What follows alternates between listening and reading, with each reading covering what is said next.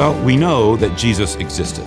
We know that after a public ministry, he was sentenced to death through Roman crucifixion. We know that on the third day, there was an empty tomb, the stone was rolled away, the body was gone. We also know that on the third day after his crucifixion, his followers were quite bold in saying that he had risen from the dead and that they had, in fact, seen him. With that as our starting point, let's kick off a mini-series of sorts, put our detective hats on, and look at all of our options to explain whether Jesus really did rise from the dead.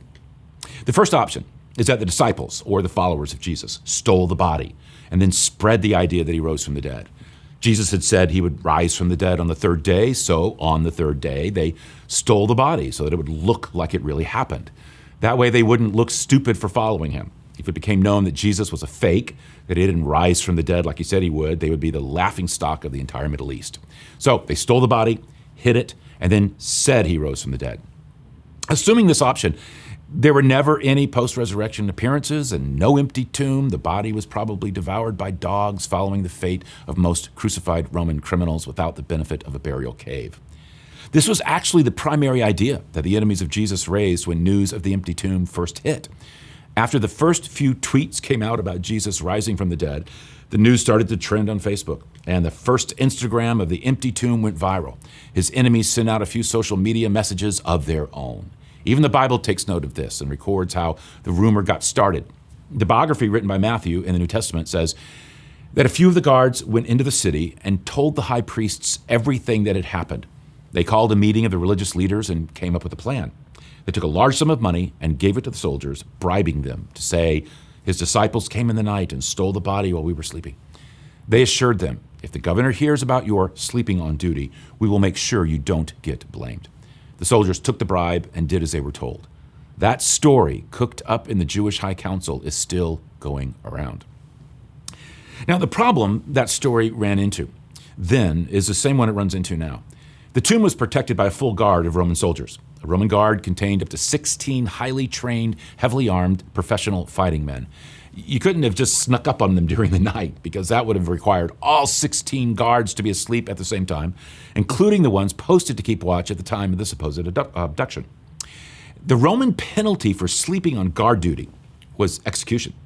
Staying awake on duty was one of the highest values the Roman army held.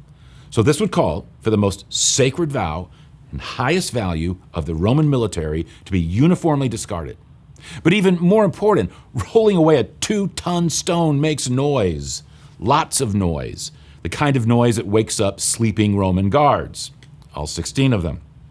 That's not even the biggest reason why this would be hard to believe. Let's say they pulled it off. Let's say they did sneak past the guards and somehow rolled the stone away without waking anyone, and then stole the body out from under the noses of the guards. A conspiracy theory of this nature must account for the fact that according to all 4 independent biographical accounts recorded in the Bible, the first witnesses to the resurrection were women. This would never have been invented by even the least sophisticated conspirators who wanted to authenticate a failed religious leader. For Jewish courts did not even accept the testimony of female witnesses.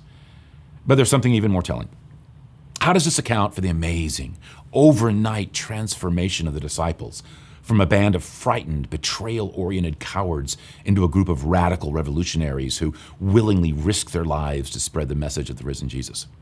Would this have happened for what they knew to be a lie? 11 of the 12 disciples who hypothetically stole the body died martyr deaths, meaning they willingly, purposefully died for their story. They laid down their lives, claiming to be eyewitnesses to the risen Jesus. I say 11 of the 12 because of John. The Roman authorities tried to kill John but were unsuccessful, so he ended up being exiled to the island of Patmos. Regardless, each of the disciples was faced with a decisive moment. Deny what you say about Jesus and his resurrection and live, or cling to your pathetic story and die the cruelest, most painful and vicious death possible. Every single disciple faced this test of torture and martyrdom for the sake of the truth of the resurrection of Jesus and themselves as personal eyewitnesses. But they stood their ground, and it cost them everything. Tradition tells us that John's brother James was beheaded, Matthew slain with a combination battle axe and spear, Philip was whipped, thrown into prison, and then crucified. Simon the Zealot was crucified. Peter was crucified in Rome. James, son of Alphaeus, was thrown from the pinnacle of the temple in Jerusalem and then beaten to death with a fuller's club. Bartholomew, beaten, then crucified. Andrew was bound to a cross where he preached to his persecutors until his death. Thomas was run through the body with a lance. Jude shot with arrows and then crucified. And Matthias, who replaced Judas Iscariot, the disciple who betrayed Jesus, was stoned and then beheaded. Now think about that for a minute. People will die for what they believe to be true, what they think is true, even though it may be false. We see that all the time. But people don't have a tendency to die for what they know is a lie.